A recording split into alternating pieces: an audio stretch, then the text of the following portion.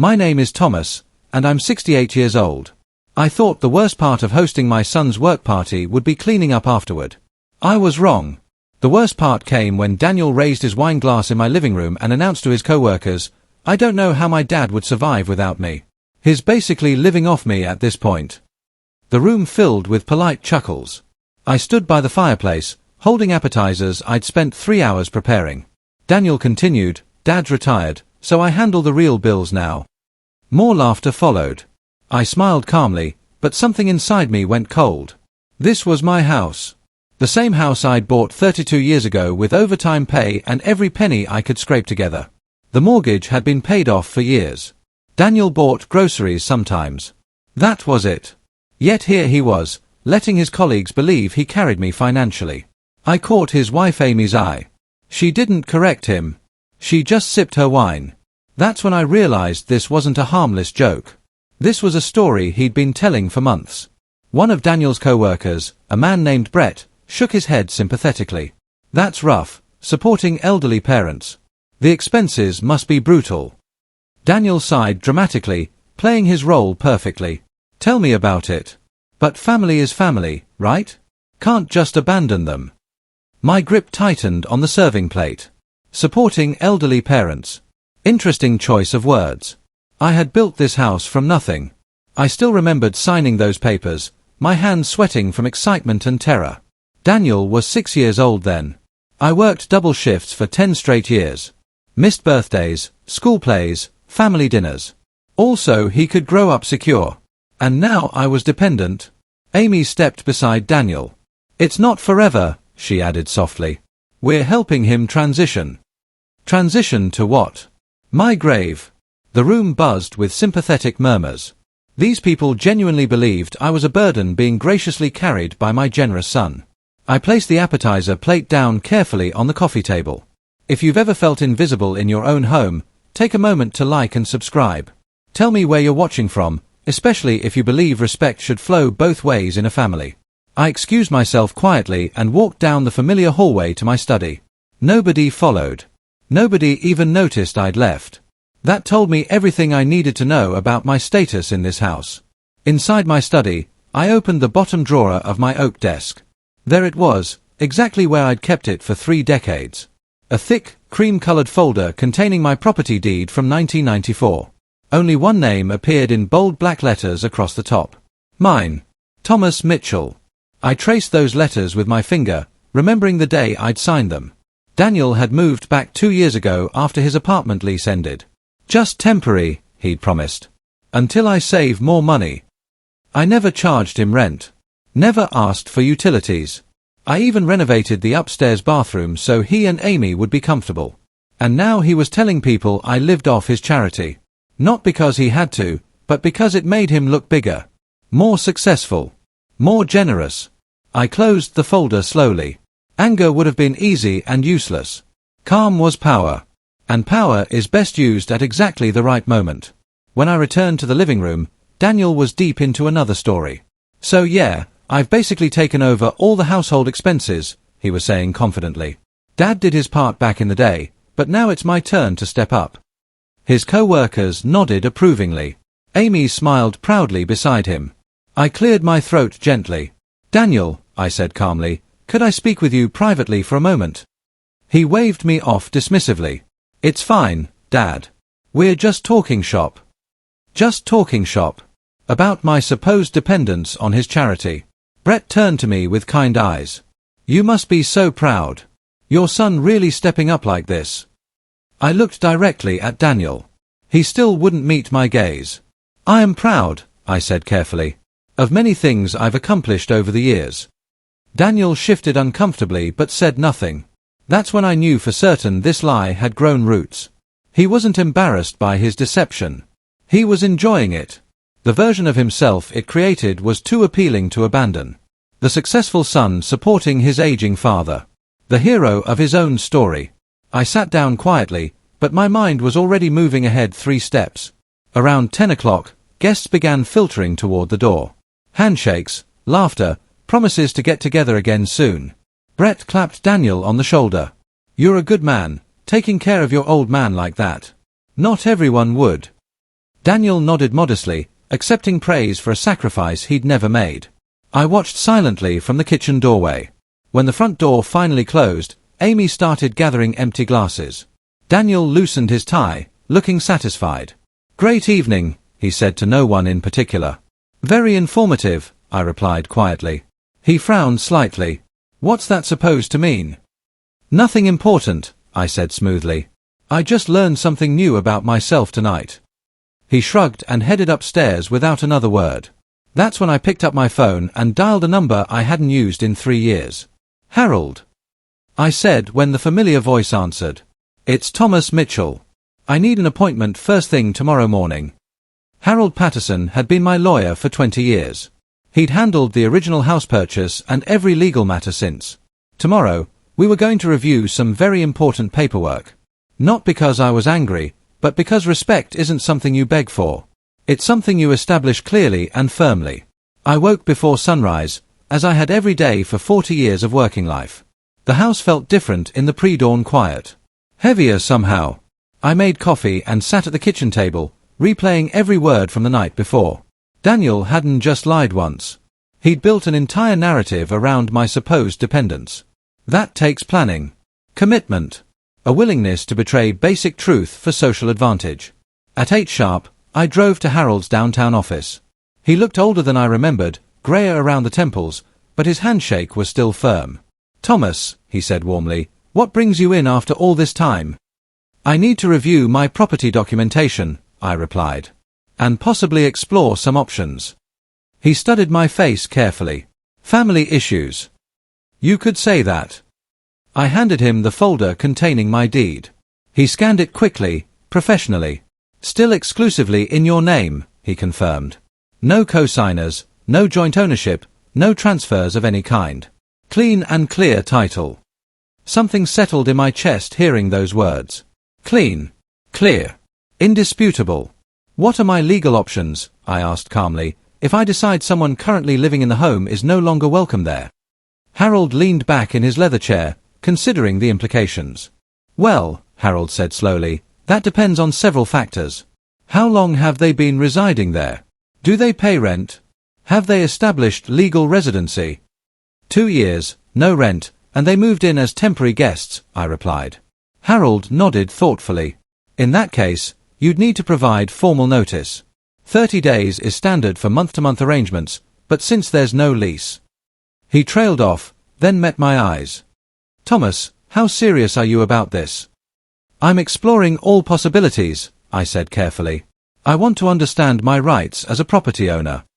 "Your rights are absolute," he said firmly. "This is your house. You determine who stays and who goes." I felt something shift inside me. Not anger anymore. Clarity. Pure, cold clarity about what needed to happen next. When I got home, Amy was in the kitchen on the phone. She didn't notice me at first. "Yes," she was saying quietly, "it's basically our house already. Daniel covers everything important."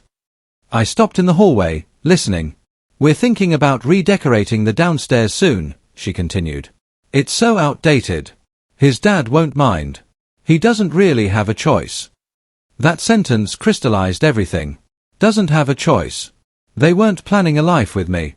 They were planning a life after me. That evening, Daniel approached me with unusual enthusiasm. "Dad, Amy, and I have been talking," he began. "Nothing good ever follows those words. We want to renovate the downstairs," he continued. "Open concept, modern feel. It'll really increase the property value." Property value. Interesting phrasing from someone who supposedly just lived here out of charity. Amy joined him, tablet in hand, showing me design photos. "We could remove this wall," she said, pointing enthusiastically, "and completely replace that old fireplace. Replace the fireplace I'd built with my own hands 30 years ago. How exactly would you finance this renovation?" I asked calmly. Daniel hesitated for just a moment.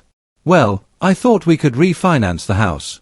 Since I'm covering all the expenses anyway, it would make sense to officially put it under my name. Make the paperwork cleaner for the bank." There it was. The real agenda. Not jokes about supporting me. Not pride in being generous. Transfer of ownership. Complete control. And if I'm not interested in this plan, I asked quietly. Amy smiled, but her eyes remained cold. Why wouldn't you be? It's better for everyone. Because it's my house, I thought. But I didn't say it. Not yet. I didn't argue that night. Didn't accuse or confront or show my hand too early. I simply said, let me think about it. Daniel looked relieved. Amy seemed almost triumphant. They believed momentum was building in their direction. But momentum without foundation always crumbles eventually. After they went upstairs, I returned to my study and called Harold again. We need to prepare some documentation, I said quietly. What kind? He asked. The kind that clarifies ownership and residency rights. Eviction papers. Legal notice, I corrected. Just in case things escalate. We discussed timelines, requirements, proper procedures. Daniel and Amy had lived there long enough to have certain tenant protections, even without paying rent. But those protections had limits. Clear limits. Before bed, I walked through the house slowly, room by room. The hallway where Daniel had taken his first steps. The kitchen where I'd helped him with homework every night for years. The backyard where we'd built a treehouse one summer. I'd given him everything I possibly could as a child. But ownership of my home, that was earned through respect, truth, and integrity. Qualities that seemed to be in short supply lately. Tomorrow would bring new challenges. I needed to be ready for whatever came next. 2 days later, Daniel surprised me with an announcement. Dad, I scheduled us a meeting at First National Bank, he said cheerfully over breakfast. Just to explore refinancing options. Get some professional advice. You scheduled us? I asked carefully. Yeah, Friday morning at 10. It's just preliminary information gathering. Amy nodded supportively. No pressure. We just want to understand all the possibilities. I sipped my coffee slowly. How thoughtful of you to arrange that. Friday morning arrived with unseasonable warmth. At the bank, we were shown into a small conference room with gleaming mahogany furniture.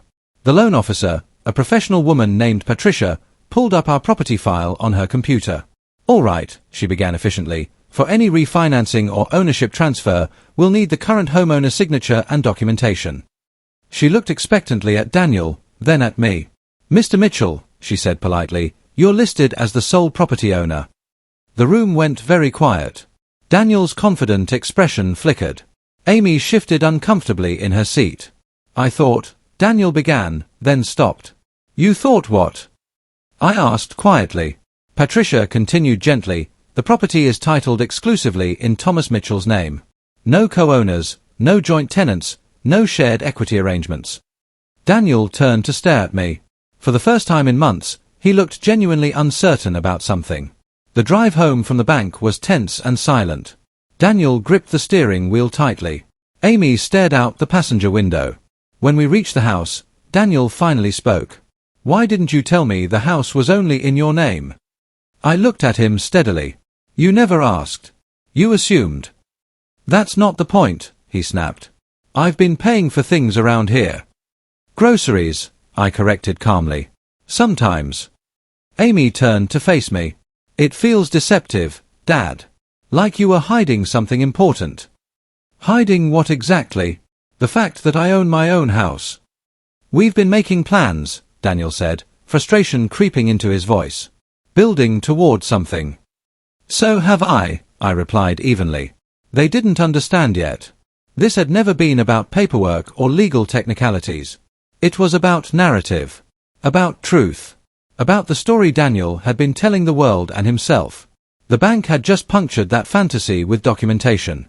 But instead of apologizing for his deceptions, Daniel was growing defensive. Angry that reality didn't match his preferred version of events. That told me everything I needed to know about his character. That evening, I could hear them arguing upstairs. He embarrassed me, Daniel said. No, Amy replied sharply, you embarrassed yourself. Even she was beginning to see the truth. 3 days later, Daniel announced another gathering. Small dinner party, he said casually. Just a few colleagues. I want to clarify some things. Clarify. Interesting word choice. Amy added, it'll be different this time. Better. I nodded agreeably. Of course. Inside, I was already planning. If he wanted another audience, I'd give him one he wouldn't forget. Friday evening arrived with crisp autumn air. The house filled again with polite conversation and expensive cologne. Brett returned, along with several new faces from Daniel's office. "So," Brett said with a grin, approaching Daniel, "still playing family provider?" Daniel hesitated for barely a second.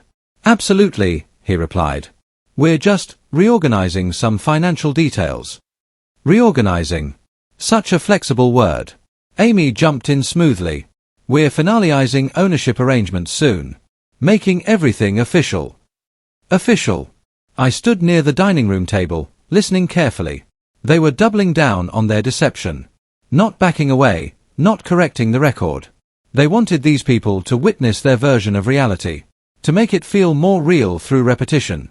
I felt something cold and certain settle in my chest. Not anger. Resolution. Because I had brought something to this dinner party. Something that would end this charade permanently. Halfway through dinner, Daniel stood and tapped his wine glass with a knife. "Quick toast," he announced to the room. Everyone quieted, turning their attention to him. "I just want to say how proud I am to be stepping into full responsibility for this household," he said solemnly. "Taking care of family, managing major assets. It's what a real man does." Major assets. My house. My life's work. Reduced to a prop in his performance. Brett raised his glass. To stepping up when family needs you. Other glasses joined his. Everyone was looking at Daniel with respect and admiration. For a sacrifice he'd never made. For responsibility he'd never shouldered.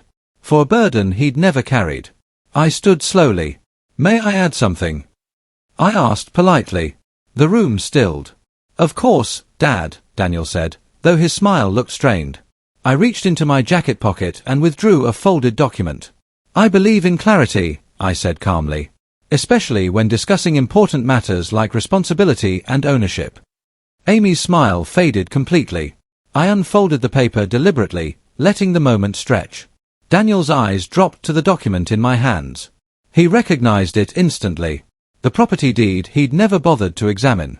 The truth he'd never bothered to verify before building his elaborate fiction around it. I held the document up so everyone could see the official letterhead. "This," I said clearly, "is the legal property deed for this house." Brett leaned forward slightly, curious. "It was signed in 1994, I continued. "Fully paid off in 2014. The silence in the room was complete now. No clinking glasses, no polite murmurs. Just attention. "At the top of this document," I said, turning it outward, "you'll see exactly one name." Daniel's face had gone pale. Amy looked like she wanted to disappear. "My name," I finished. "Thomas Mitchell. Sole owner." No one laughed. No one spoke. No one even seemed to breathe. I looked directly at Daniel. "You do not live here because you support me financially," I said with quiet authority. "You live here because I allow it. There's a significant difference." The words weren't shouted. They weren't angry. They were simply factual. Undeniable. Brett slowly set down his glass. Another colleague shifted uncomfortably in his seat. Daniel opened his mouth, then closed it again. Because what could he possibly say? Paper doesn't lie. Documentation doesn't exaggerate. And tonight, in front of all his colleagues, the truth had finally been spoken. The story had changed. Permanently. The aftermath was swift and uncomfortable. Guests began making excuses within minutes. Early meetings tomorrow. Long drives home. Sudden headaches. Conversations were brief and awkward. Eye contact was avoided. Brett didn't even shake Daniel's hand goodbye. When the door finally closed behind the last guest, the house felt heavier than before. Daniel turned to face me immediately. "You humiliated me," he said, anger replacing his earlier shock. I met his gaze steadily. "No," I replied calmly. "You humiliated yourself. I simply corrected a lie." Amy stepped forward. "You could have handled that privately." "So could he," I said. "But he chose a public stage.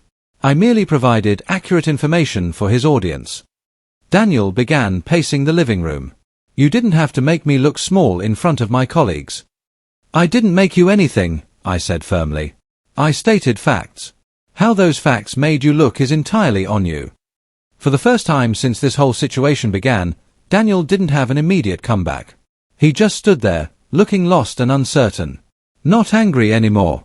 Not confident. Just diminished. And in that moment, I felt no satisfaction. No triumph. Just sadness that it had come to this. That my own son had chosen deception over truth, appearance over integrity. But choices have consequences. Always. The next morning brought a soft knock on my study door. "Can we talk?" Daniel asked quietly. I gestured to the chair across from my desk. He looked tired, deflated. Less polished than usual. "You didn't have to expose me like that," he began. "I was just trying to appear successful." "Success built on lies isn't success," I replied. "It's performance." He sighed heavily. "You don't understand the pressure I'm under.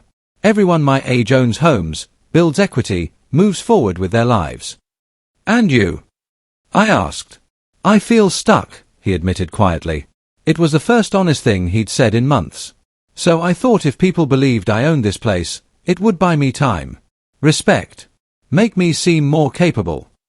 "Respect earned through deception isn't respect," I said gently. "It's manipulation." He leaned forward, desperation creeping into his voice.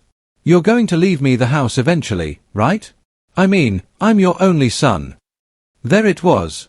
The assumption underlying everything. Not gratitude for my current generosity. Expectation of future inheritance. "I haven't made any decisions about my estate," I said carefully. His jaw tightened. "What's that supposed to mean?" "It means ownership is never automatic. It's earned." That ended our conversation. But it confirmed something crucial. This wasn't about embarrassment or social pressure. It was about entitlement. About Daniel believing he deserved what I'd worked 40 years to build. Later that afternoon, Amy approached me alone. "I think Daniel just panicked," she said softly. "He wants security for us. For our future." "Security comes from honest work," I replied. "Not from claiming ownership of other people's assets." She sat across from me, choosing her words carefully. "We want to start a family soon. We need stability. A home that feels truly ours." "You have a home," I said. "You're sitting in it." She shook her head. "Not legally. Not really. We can't make long-term plans when everything depends on." She gestured vaguely. "On what?" I asked. "On your generosity. Your health. Your mood." Her honesty was refreshing, even if her logic was flawed. "I know you love Daniel," she continued. "Wouldn't it make sense to transfer ownership now? Avoid complications later." Her tone was gentle, persuasive, strategic. "You've already done so much. This would just be completing the gift." Completing the gift. As if I were a task nearing its end. "I'll handle my property decisions in my own time," I said firmly. Her expression hardened for just a moment before the pleasant mask returned. But I'd seen the calculation underneath. The cold assessment of how to get what she wanted. It was illuminating. 2 days later, I received an email that made my blood run cold. The subject line read, "Property transfer documents, review requested." Daniel had sent me a preliminary deed transfer form. Already filled out. Only my signature missing. The attached message was brief. "Dad, this just makes everything cleaner. We'll handle all the details from here." Cleaner. As if my ownership were somehow messy. Inconvenient. I forwarded the email to Harold immediately.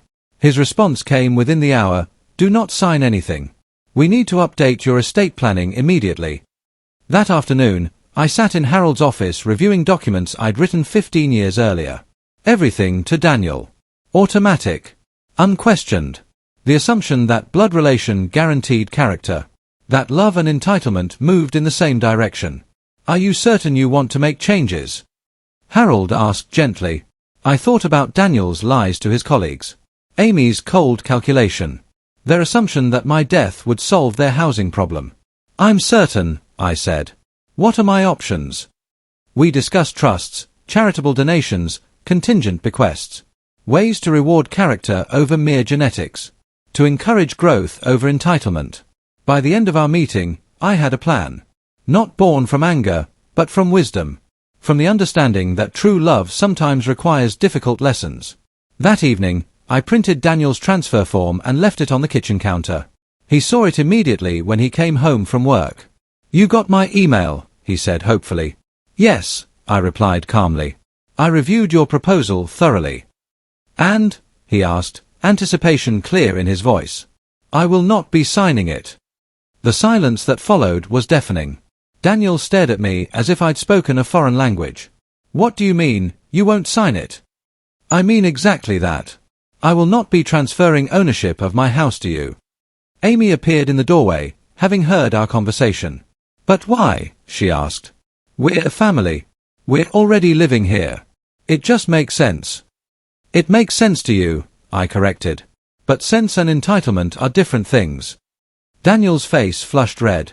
"I've been supporting you. Taking care of this place." "You've been buying groceries occasionally," I said. "I pay the utilities, the insurance, the maintenance, the property taxes. All from my pension and savings." They exchanged a look I didn't like. Calculation. Planning. As if my refusal was just another obstacle to overcome.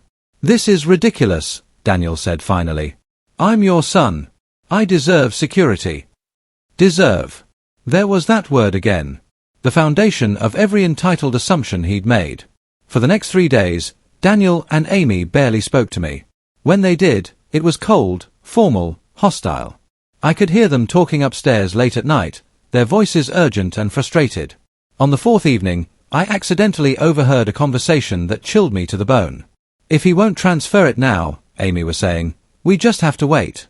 He's not going to live forever." Daniel's response was quiet, but I caught it. "I know.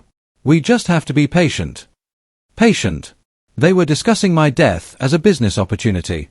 A solution to their housing problem. Not with sadness or love, but with cold calculation. That conversation removed any remaining doubt about what I needed to do. The next morning, I called Harold. "I want to complete the estate revisions immediately," I said. "All of them." "Are you certain?" he asked. "Completely."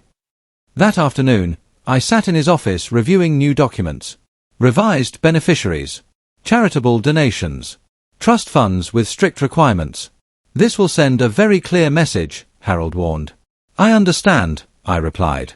"Sometimes clear messages are exactly what's needed." I signed everything with a steady hand. No anger. No hesitation. Just the calm certainty that comes from doing what's necessary, regardless of how it might be received. Justice isn't always comfortable, but it's always necessary. A week later, I prepared a formal letter to accompany copies of my revised will. "Dear Daniel and Amy," it began, "I have reviewed my estate planning and made decisions that reflect the values most important to me: honesty, respect, and genuine gratitude. You will find the relevant documents enclosed. Please read them carefully."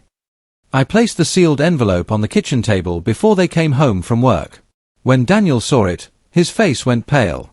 "Dad," he asked, his voice uncertain for the first time in months. "I've made my final decisions," I said calmly, "based on careful consideration of character and behavior." Amy hovered behind him, arms crossed defensively. "You didn't actually..." She started, then stopped. "I did exactly what I felt was right," I replied. "Justice extends beyond family expectations." Daniel picked up the envelope with trembling hands. "Are you serious about this?" Amy whispered. I nodded firmly. "Completely. Actions have consequences. Lies have prices. Entitlement has limits." For the first time since this whole situation began, I saw real fear in their eyes. The assumption that inheritance was automatic had just been shattered. And they finally understood that their behavior had been noticed, evaluated, and found wanting. The reckoning they'd never expected was about to begin. I arranged for Harold to come to the house that evening to witness the official reading. Daniel and Amy sat stiffly on the couch, tension radiating from every line of their bodies. Harold opened the documents with professional formality. "The property at 1247 Oak Street will be donated to the Veterans Housing Foundation upon the owner's death," he read clearly. "Remaining liquid assets will be held in trust, accessible only to beneficiaries who demonstrate financial independence for a period of 5 consecutive years." Daniel's face went ashen. Amy's hand flew to her mouth. "That means," Harold continued, "no benefits can be claimed by anyone currently residing in or financially dependent upon the deceased's property." The words hung in the air like smoke. Daniel slumped forward, head in his hands. "This isn't real," Amy whispered. "You can't actually mean this." "The documents are legally binding and properly executed," Harold confirmed. "Mr. Mitchell has made his wishes quite clear." I watched them process the reality. No automatic inheritance. No free house. No reward for deception and entitlement. Just consequences for choices made and character revealed. "Why?" Daniel asked, his voice broken. "Because respect is earned, not assumed," I replied quietly. "Because honesty matters more than convenience. Because love doesn't mean enabling destructive behavior." The collapse was complete, swift, and entirely self-inflicted. Over the following days, the atmosphere in the house shifted dramatically. Daniel and Amy tried everything: charm, guilt, anger, negotiation. I listened politely but remained unmoved. Neighbors whispered. A few friends called to express surprise at my decision. Some understood. Others questioned my harshness. But I felt no doubt about my choice. Daniel, once confident and manipulative, now seemed smaller. Uncertain. Amy became distant, cold, calculating their next move. One evening, I found Daniel staring out the back window at the yard where we'd played catch decades earlier. He looked lost, perhaps finally, understanding that his assumptions had been built on sand. "I never thought you'd actually do it," he said quietly. "You never thought I'd hold you accountable," I corrected. "There's a difference." He turned to face me. "So what happens now?" "Now you have a choice," I said firmly. "You can learn from this experience, build genuine independence, and earn back respect through honest behavior. Or you can continue feeling entitled to things you haven't earned." The power dynamic had shifted completely. No more lies about supporting me. No more assumptions about automatic inheritance. Just reality, clear and unforgiving. It was the first honest conversation we'd had in years. Daniel finally spoke the words I'd been waiting to hear. "Dad, I was wrong. About everything. The lies, the assumptions, taking credit for your generosity." His voice was quiet, genuine for once. "I thought I could fake success until it became real." "Success built on lies always collapses," I replied. "But real success is still possible if you're willing to work for it honestly." Amy tried to interject, but I held up a hand. "You both have a choice now," I continued. "Either demonstrate genuine independence, responsibility, and respect, or accept the consequences I've outlined." Daniel looked at his wife, then back at me. "What if we proved we could change? Genuinely change?" "The trust requirements are clear," I said. 5 years of complete financial independence. Then we could discuss modifications. It wasn't forgiveness. It wasn't automatic restoration of privileges. But it was opportunity. A chance to earn through character what they'd assumed they deserved through genetics. Amy's face showed she understood the implications. No shortcuts. No manipulation. Just accountability. For the first time in months, Daniel looked like he was actually thinking rather than scheming. Whether he'd choose growth over entitlement remained to be seen. 6 months have passed since that difficult evening. Daniel and Amy moved out 3 weeks after our confrontation, finding a modest apartment across town. Daniel has thrown himself into his work with new focus and integrity. Amy has started her own small business. They visit occasionally, but our relationship has changed fundamentally. It's based on mutual respect now, not assumption and entitlement. The house feels peaceful again. Quiet in a good way, not the heavy silence of unspoken lies. The Veterans Housing Foundation sent a lovely thank you letter, explaining how my future donation will help military families achieve home ownership. That felt right. Meaningful.